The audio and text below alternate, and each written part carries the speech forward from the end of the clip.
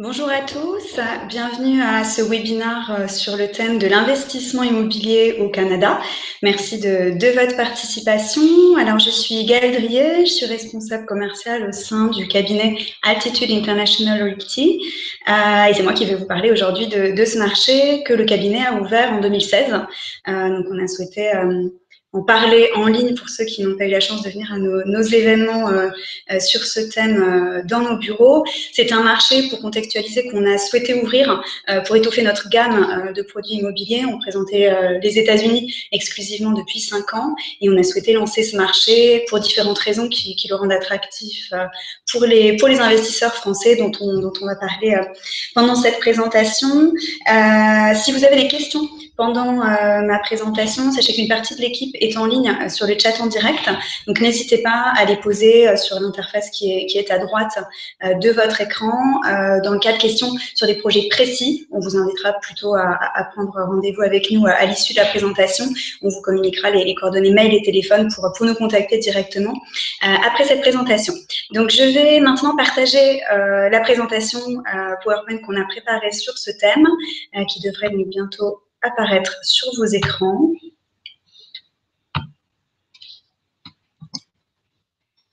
Voilà, donc on va procéder dans l'ordre suivant. Pour ceux qui ne nous connaissent pas encore, on va simplement repasser rapidement sur une présentation de notre cabinet, qui nous sommes et ce que nous faisons.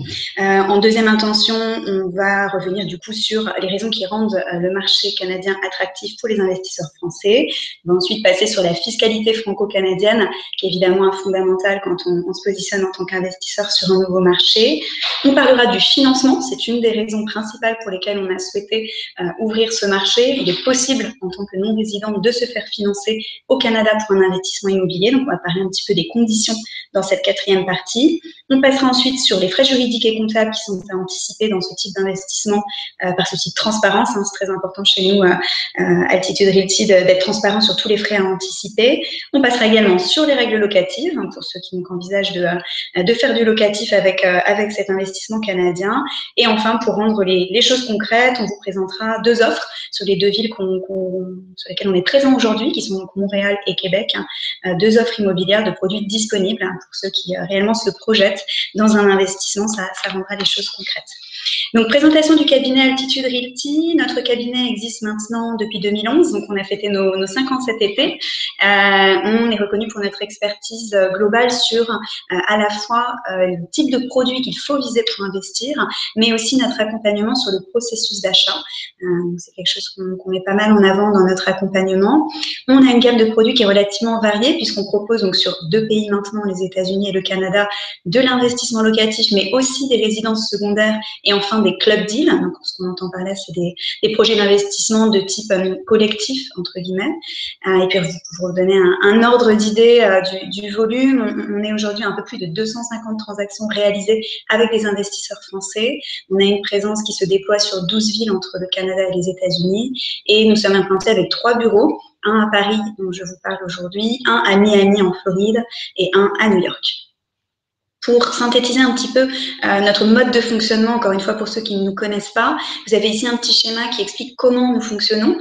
Si vous travaillez avec nous, vous aurez donc évidemment des contacts directs avec l'équipe Altitude Realty et vous serez également mis en relation avec l'ensemble de ces métiers qui sont présentés sur ce petit soleil, avec lesquels on travaille dans le cadre de partenariats. Donc vous serez vraiment accompagné sur tous les pôles de l'investissement, le plan juridique avec l'avocat, la banque pour percevoir vos loyers, l'assureur pour protéger votre maison, etc.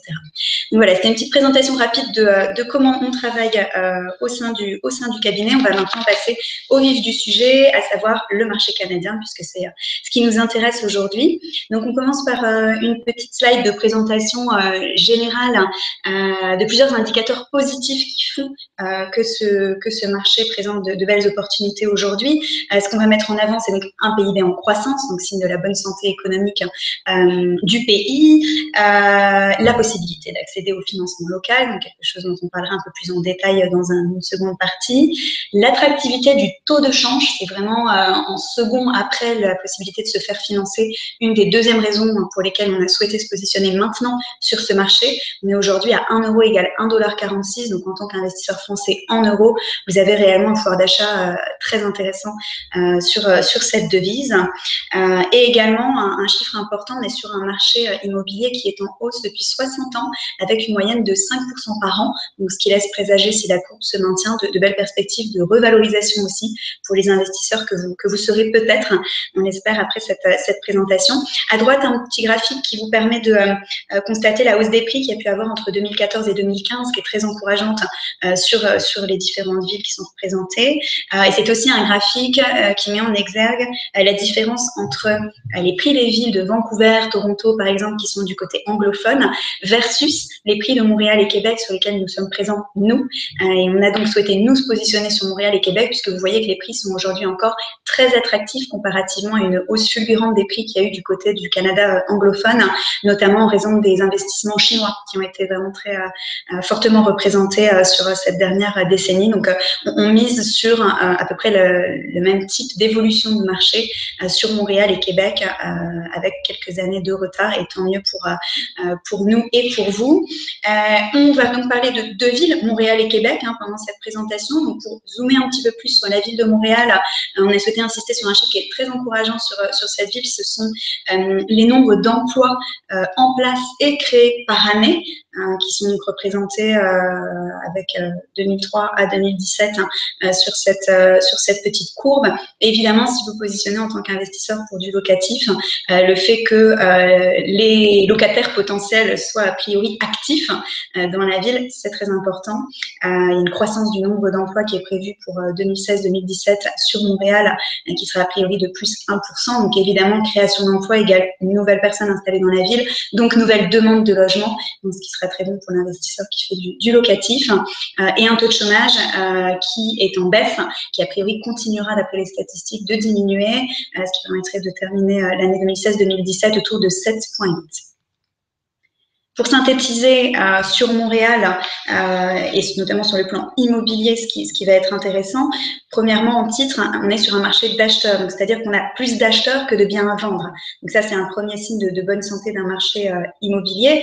Il y a également un second point qu'on va souhaiter mettre en avant, c'est le revenu par habitant. On est sur une agglomération qui totalise 4,1 millions d'habitants à Montréal, et les revenus par habitant sont en moyenne de 60 000 $ canadiens, donc ce qui est quand même un profil relativement qualitatif, et ce qui est encore une fois rassurant pour avoir de bons profils locataires.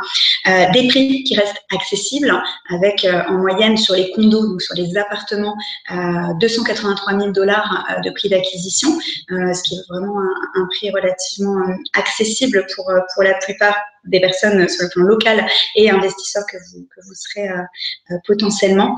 Donc vraiment beaucoup d'indicateurs positifs pour ce marché de Montréal. On va également parler de Québec, donc la seconde ville sur laquelle nous sommes présents.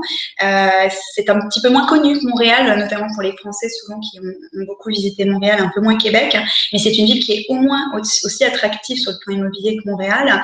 À mettre en avant notamment que sur cette ville, énormément d'institutions publiques québécoises sont représentées.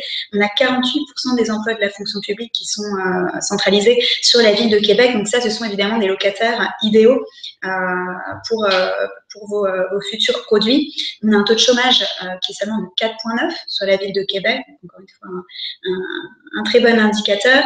Et c'est une ville dans laquelle énormément d'investissements sont en cours en ce moment, notamment sur les infrastructures de type port, aéroport. Donc vraiment un potentiel de développement dans les années à venir qui est très encourageant. C'est une ville sur laquelle on souhaite vraiment faire des propositions pour l'investissement immobilier. Alors, pour synthétiser, après ces petites statistiques, les raisons pour lesquelles on recommande l'investissement au Canada. Les arguments principaux, ça va être donc un taux de change opportuniste. On est passé dessus, 1 euro égale 1,46 $. Donc, fenêtre d'opportunité vraiment maintenant particulièrement intéressante. La diversification patrimoniale, dès lors qu'on va se placer sur un autre marché et notamment une autre devise, on diversifie son patrimoine et ça, c'est évidemment une des premières règles d'or en gestion de patrimoine. Une forte demande locative, de forts taux d'emploi et des revenus honorables. La fiscalité avantageuse, on va en parler un petit peu plus en détail après. L'accès au financement, l'environnement francophone qui peut paraître un détail, mais c'est vrai que c'est aussi quelque chose qu'on met en avant, le fait de pouvoir comprendre l'ensemble des documents qu'on va signer, de pouvoir échanger avec ses interlocuteurs dans sa propre langue, c'est quelque chose qui sécurise. On est loin, mais on est dans sa langue. Donc ça, c'est quelque chose aussi qui était une demande de la part d'investisseurs. Voilà, donc un petit peu schématiquement, toutes les raisons qui devraient attirer votre attention aujourd'hui pour vous positionner sur le marché canadien. Alors, la fiscalité, c'est un fondamental un petit peu rébarbatif, mais sur lequel on a évidemment souhaité quand même passer dans cette présentation. Quand on se positionne en tant qu'investisseur, bien sûr, on va se poser la question de sa fiscalité. C'est bien d'avoir des produits qui ont de bonnes rentabilités, mais si on nous prend tout aux impôts, ça ne sert plus à grand-chose. Alors, on est là sur un mécanisme qui est relativement simple et assez peu impactant entre le Canada et la France. Ça ressemble, pour ceux qui nous connaissent déjà et qui sont investisseurs aux États-Unis, au mécanisme qui est en place entre les États-Unis et la France. Donc, on va, côté Canada, ça se passera en 2 temps. Donc, on commence par le côté canadien, avoir à payer des taxes foncières, donc, comme chez nous, et comme aux États-Unis. Ensuite, on va être imposé sur son revenu avec un système de tranche marginale d'imposition, comme chez nous, encore une fois, mais avec des tranches qui sont différentes. On va être entre 15 et 33% au Canada. Et au niveau de la plus-value, il y aura seulement 50% de la plus-value qui sera imposable côté canadien. On a mis ensuite en avant quelques avantages complémentaires qu'on va trouver en fiscalité côté canadien versus un investissement en France. C'est la possibilité d'amortir son bien à hauteur de 4% par an, une déduction immédiate des travaux de maintenance et la possibilité de déduire ses intérêts d'emprunt. On disait plus tôt, et on va en parler après, qu'il est possible d'accéder au crédit pour ce type d'investissement. Vos intérêts d'emprunt seront déductibles. Donc, c'est une fiscalité qui est somme toute légère grâce à ces différents avantages. Côté français, il y a une deuxième étape qui est une étape purement déclarative. Vous serez attendu de redéclarer vos revenus côté français, mais vous ne serez pas imposé directement puisqu'une convention fiscale est en place entre les 2 pays, le Canada et la France, et que celle-ci vous permet d'éviter la double imposition. Donc, côté français, ce sera vraiment un pur aller-retour administratif avec le fisc, mais qui ne vous imposera pas directement sur les sommes touchées, puisque vous aurez déjà payé votre impôt au Canada. Le crédit d'impôt qui sera octroyé dans le cadre de l'application de cette convention fiscale vaut également sur les prélèvements sociaux, qui sont de 15,5%, donc ça, c'est un avantage non négligeable également. Petit point qu'on a souhaité préciser également pour les personnes qui sont soumises à l'ISF, aux États-Unis comme au Canada, le patrimoine investi devra être redéclaré en France et rentrera dans l'assiette de l'ISF. Donc voilà pour la fiscalité. On va ensuite passer au financement. C'est quelque chose dont je parle en fil rouge depuis le début de la présentation. C'est vraiment un argument fort pour nous de pouvoir proposer à une clientèle qui n'a pas encore la trésorerie disponible pour investir comptant de bénéficier de l'effet de levier pour investir au Canada et également pour les clients qui auraient la trésorerie disponible de bénéficier de ce même effet de levier et déployer sa capacité d'investissement. On va donc commencer avec une petite slide juste sur le contexte général pour le financement canadien. On est à une période, la courbe à droite en témoigne, où le financement, le taux auquel vous pourrez être financé est véritablement attractif. La courbe des taux n'a fait que baisser depuis les années 80. Elle commence légèrement à remonter, donc on est vraiment sur une fenêtre de tir aujourd'hui très attractive et c'est vraiment le moment de se positionner si on souhaite bénéficier de l'emprunt. Les conditions en tant que non-résident qu'on a, nous, négociées avec notre partenaire bancaire québécois, avec lequel donc, on travaille exclusivement dans le cadre de l'accompagnement de nos investisseurs français au Canada, vont être les suivantes. Le type de crédit sera un type de crédit hypothécaire. Je précise que l'hypothèque sera prise sur le bien acheté. On n'a pas besoin d'apporter en garantie un bien que vous détiendriez préalablement. Le type de taux sera un taux fixe, certes, mais sur une durée de 5 ans. Donc ça, c'est un petit peu différent différent de ce qu'on connaît côté français où le taux est souvent fixé sur toute la durée de l'emprunt. Là, en règle générale, c'est autour de 5 ans, il faut l'avoir en tête. Ça peut être un peu moins, un peu plus, ça se négocie. Et ensuite, au-delà de la durée qui aurait été fixée, il y a une renégociation du taux. Je précise encore une fois que ces renégociations sont capées en amont. Il ne s'agira pas de voir des jumps comme ce qu'on a pu voir aux États-Unis et qui a conduit à la crise des subprimes il y a maintenant un peu plus de 10 ans. C'est vraiment encadré, mais il faut en être conscient. Les taux moyens qui seront proposés seront entre 2,5 et 3%. Alors nous, les Français, on est les grands champions du taux d'emprunt le plus bas. Donc ça paraît un petit peu plus que ce qu'on connaît chez nous pour l'immobilier. Mais sur le plan international, c'est vraiment des taux attractifs. L'apport requis sera de 35% minimum et la durée conseillée, donc ce qu'on verra revenir le plus souvent, sera de 25 ans, mais encore une fois, celle-ci est évidemment négociable. Sur le plan administratif, on vous éclaire juste avec quelques petites informations pour vous rendre compte que c'est pas bien sorcier. La banque requerra des documents assez proches de ce qu'on vous demande en secteur bancaire quand vous empruntez en France. Il faudra apporter des preuves de vos revenus, donc vos avis d'imposition et vos fiches de salaire, vos relevés bancaires d'actifs liquides. Donc là, l'idée, c'est de montrer que vous avez la somme disponible pour l'apport, une lettre de votre banque donc, qui s'appelle une attestation de notoriété et qui consiste à dire que vous êtes un bon client. Donc ça, la banque, normalement, refuse absolument pas de vous le faire. Nous, on a des modèles à vous communiquer. Et une preuve de la valeur de vos actifs, si vous avez déjà de l'immobilier, si vous avez des contrats d'assurance vie, etc. Il faudra pouvoir les apporter pour alourdir un petit peu votre dossier en termes de solvabilité, ça sera aidant. Donc l'étape de constitution du dossier et d'obtention du prêt, c'est quelque chose sur lequel le cabinet Altitude vous accompagne dans le cadre de son service. On passe maintenant aux frais juridiques et comptables. Comme je disais, c'est très important pour nous de ne pas réserver de mauvaises surprises à nos investisseurs. Donc, on est toujours très transparent dès le début sur les frais auxquels il faut s'attendre à l'entrée et dans la durée. Donc, on a mis en exergue notamment les frais juridiques au moment de l'acquisition. Il va y avoir deux types de frais. Les droits de mutation, qui sont réglementés et qui sont compris entre 0,5% et 2% du prix du bien. Si le bien est en dessous de 250 000, on sera plutôt près de 1%. Au-delà de 500 000, plutôt 2%. Ça, c'est des grilles, évidemment, qu'on vous détaillera si on fait affaire ensemble. Et comme ça vous donne un ordre d'idée. Il y a ensuite des frais de notaire, c'est-à-dire les honoraires du notaire, qui sont compris entre 1 200 $ et 2 500 $ en fonction du prix du bien également. On a fait une petite ligne sur les frais de notaire en France. Il n'est pas nécessaire dans tous les cas de passer devant un notaire en France. Ça concernera uniquement les gens qui n'auront pas pu se déplacer. Si vous ne pouvez pas vous déplacer pour l'acquisition de votre produit au Canada, il faudra faire re-signer vos documents d'acquisition par un notaire français et c'est en règle générale une intervention qui est facturée autour de 250 € par les notaires. Donc c'est pas un forfait fixe, ça dépendra des notaires, mais c'est une moyenne. En frais annuels, on a mis en avant la nécessité de prévoir une provision d'à peu près 500 $ pour un suivi comptable complet, donc c'est-à-dire qui comprend notamment la déclaration côté canadien, être accompagné sur tout ça par un comptable professionnel avec lequel on vous met en relation. Et donc on a nous des forfaits négociés avec ces intervenants-là de 500 $ pour le premier bien et ensuite 150 $ par bien qui se rajouterait à votre portefeuille. Donc voilà, pour ne pas avoir de mauvaises surprises, un petit peu les frais auxquels il faut s'attendre. Un autre type de frais, ce qui me permet de faire la transition avec la partie suivante, ce sera la gestion locative. Si vous souhaitez qu'on vous aide sur la gestion locative de votre produit, ça fait évidemment partie de notre service que de pouvoir vous accompagner là-dessus.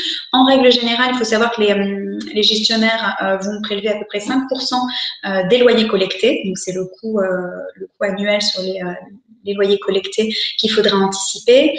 Et on est revenu, au-delà du coût, dans cette partie, sur des règles de base à bien avoir en tête quand on se positionne sur les marchés canadiens et même sur tout nouveau marché étranger.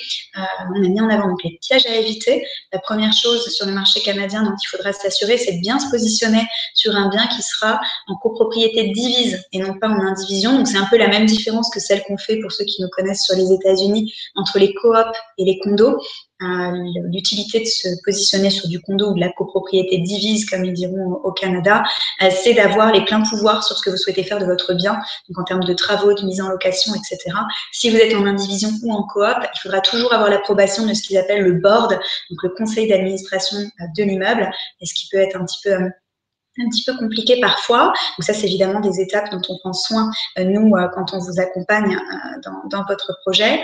Se renseigner, ça paraît évident, mais sur les règlements propres à la province où vous investissez. Par exemple, sur la province de Québec, on est sur une province qui est une province de droit civil. Donc, c'est-à-dire que les règles propres à la province sont inscrites et sont distinctes du droit commun.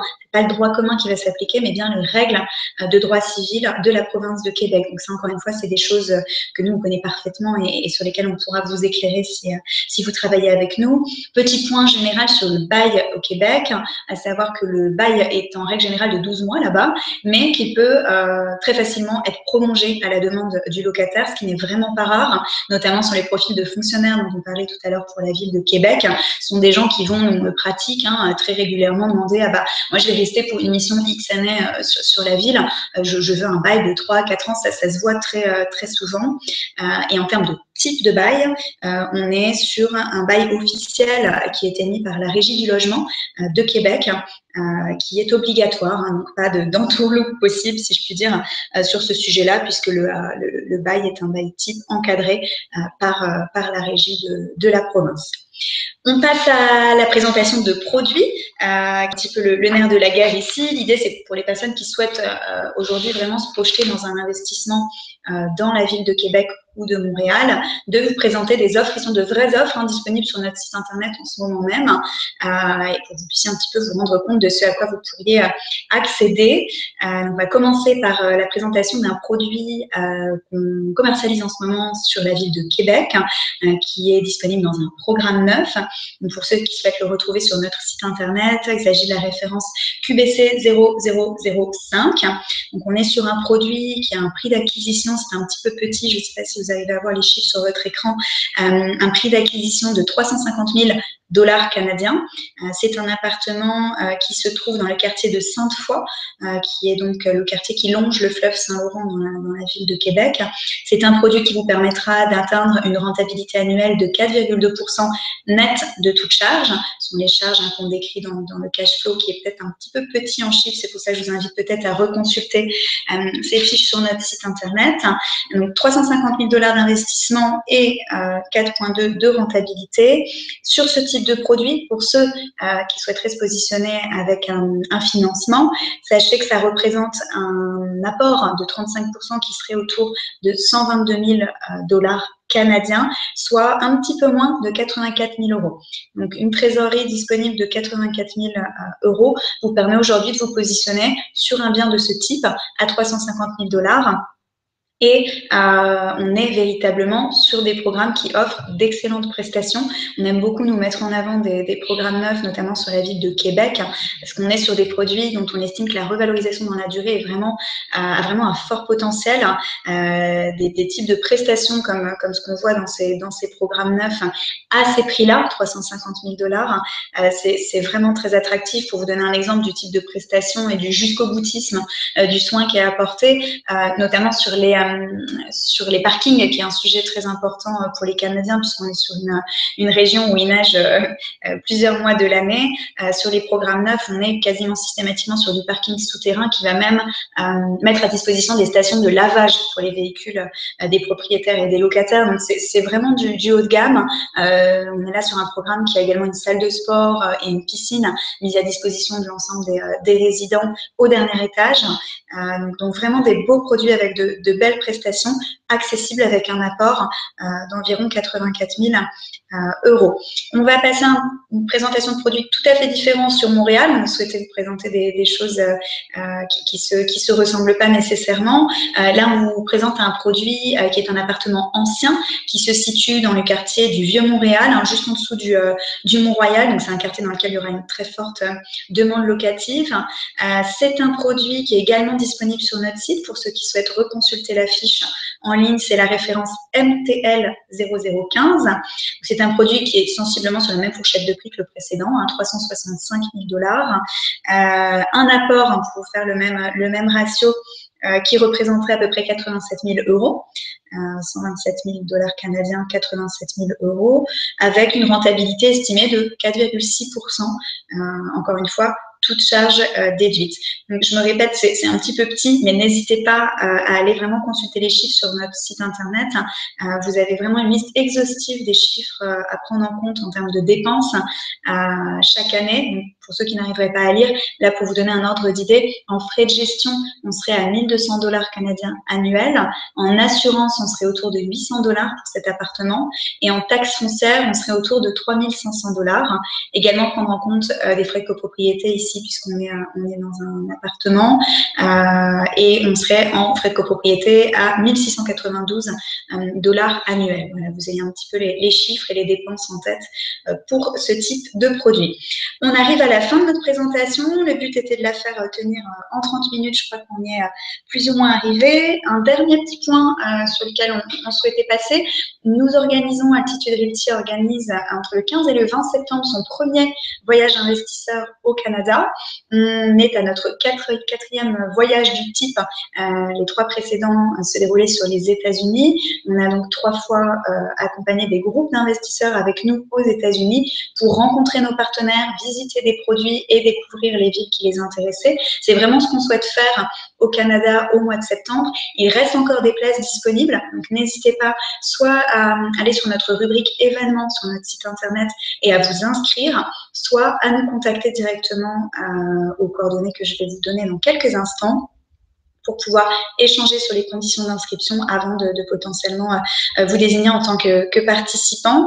Les contacts, que ce soit donc pour la question du voyage, mais pour toute autre question relative à un projet d'investissement que vous auriez, n'hésitez pas à nous contacter soit par email sur l'adresse qui s'affiche, contact@altitude-realty.com ou par téléphone au 01 84 16 17 80.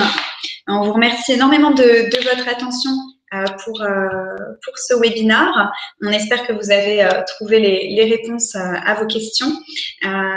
Et encore une fois, s'il reste des questions, n'hésitez pas à nous contacter. On sera ravis de vous préciser les points qui resteraient en suspens.